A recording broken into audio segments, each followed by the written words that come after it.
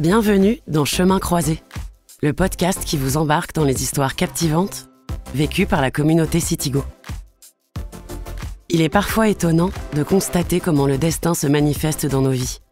Le proverbe « le malheur des uns fait le bonheur des autres » a pris tout son sens pour Kevin et Jody le jour où ils se sont rencontrés. Ce jour-là, elle est triste. Lui tombe éperdument amoureux. Aujourd'hui mariés, Jody nous raconte comment a débuté l'histoire qui a changé leur vie. Et comme d'habitude, dans Chemin Croisé, tout a commencé grâce à l'application Citigo. Quand j'ai confirmé mon trajet en covoite ce jour-là, j'avais aucune idée de ce qui m'attendait.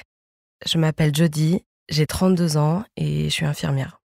Kevin et moi, on s'est rencontrés pour la première fois le 12 mars 2017. C'était une période très difficile pour moi. Je venais tout juste de perdre mon frère aîné d'une leucémie. Il est décédé à l'âge de 35 ans en laissant ses 3 enfants et sa femme derrière lui. Ça a été un choc pour moi, comme pour le reste de sa famille. Et après la perte de mon frère, j'étais dévastée.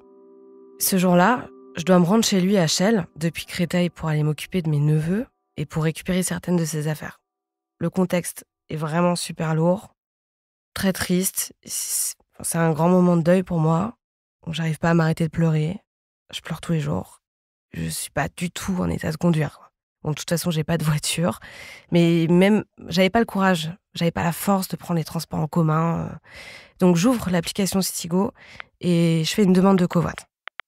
Et au bout de 10 minutes, un conducteur accepte ma demande. Et il vient me chercher en bas de chez moi. Moi, je pleure toujours. J'ai pas la tête à discuter. Je parle même pas à ma mère, quoi. C'était un moment de ma vie. Je voulais juste aller d'un point A à un point B. Donc là, de chez moi jusqu'à chez mon frère. Voilà. Et là, il arrive. Moi, j'avais une énorme valise avec moi.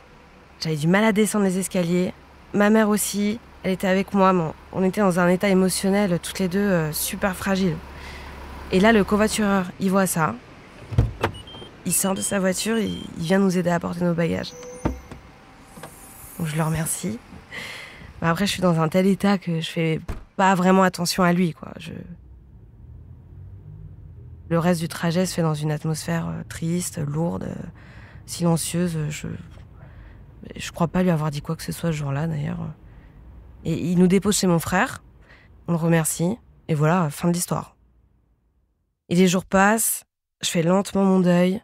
Pour être honnête, j'ai jamais pensé à ce fameux conducteur Citigo, quoi. Lui, de son côté, il m'envoie quelques messages gentils. Voilà, on s'était échangé nos numéros. Et il prend des nouvelles. Je lui réponds, j'y pense. Je réfléchis pas trop, quoi. J'y pense pas trop. Voilà, nos échanges sont réguliers quand même, donc c'est sympa. Ouais. Ça reste très amical, hein, voire un peu formel encore. Et il m'envoie des messages comme ça pendant 1 an environ. Et en vrai, Kevin cachait bien son jeu quand même, parce qu'apparemment il a flashé sur moi.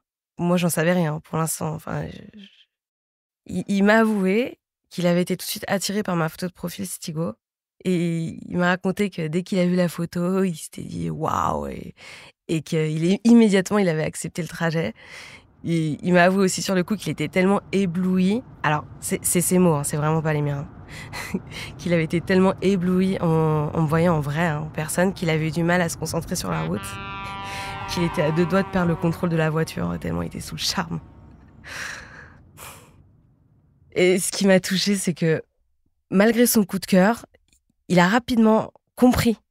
Il a rapidement perçu, il a respecté ma tristesse. Il n'a pas posé trop de questions, il a senti que je vivais un moment difficile. Il a décidé de ne pas insister. Vraiment, il m'a respecté, quoi. Il a respecté mon silence, il m'a soutenue à sa manière. Et comme je disais au début, de toute façon, j'étais pas dans un état qui m'aurait donné envie de faire plus ample connaissance, hein. Moi, j'étais à un moment de ma vie, j'étais profondément choquée, j'étais abattue. Il fallait que je gère ma peine. J'avais mes neveux, il fallait que je prenne soin de mes neveux. J'avais pas du tout l'intention, l'envie, l'énergie de rencontrer quelqu'un. Et donc au début, il m'envoie des messages, mais c'était juste pour prendre des nouvelles, quoi. Donc il voulait savoir si mes neveux allaient bien. Nos conversations restaient vagues, hein. C'était assez général, quoi. Et voilà, moi à ce moment-là, je pouvais pas me douter qu'il était tombé amoureux de moi. Fou amoureux de moi. Enfin, des premiers instants en plus. C'était encore un inconnu pour moi, quoi. Et ensuite, il a continué à prendre de mes nouvelles. On a échangé un peu plus de messages petit à petit. On s'est écrit un peu plus. Puis, au bout de quelques mois, il a pris son courage à deux mains. Il m'a proposé qu'on se voit. 1 an pile après notre première rencontre, notre premier covoiturage. Donc, j'y suis allée. Et là, dès la première soirée, donc on passe ensemble, tous les deux, il me dévoile tous ses sentiments. Il m'invite à dîner. Il m'ouvre son cœur, comme ça, dès le premier soir. Je me rappelle qu'on est allé dans un resto sur Paris. Et dans le quartier de Bonne Nouvelle, voilà. On s'était rencontrés à 23h, après mon stage.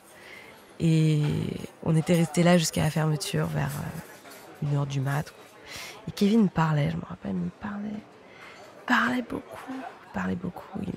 Il m'a dévoilé ses sentiments. Il m'a expliqué qu'il avait attendu pour demander à me revoir parce que lui aussi était dans une période très difficile.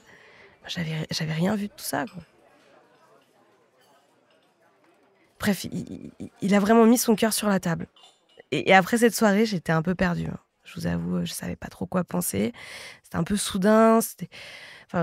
Mais j'ai décidé de continuer à lui parler et de voir où ça pourrait nous emmener. Voilà. Et au fur et à mesure, on a découvert qu'on avait pas mal de points communs à force de discuter, et notamment nos lieux de travail. Et ça, c'est un truc de fou. En fait, au fil de nos discussions, on s'est rendu compte qu'on travaillait à 500 mètres l'un de l'autre.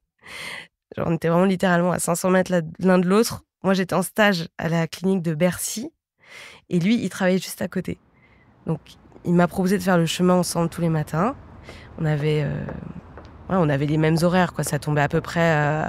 c'était à peu près les mêmes horaires. Donc, tous les matins, il passait me chercher devant chez moi et on faisait le trajet ensemble.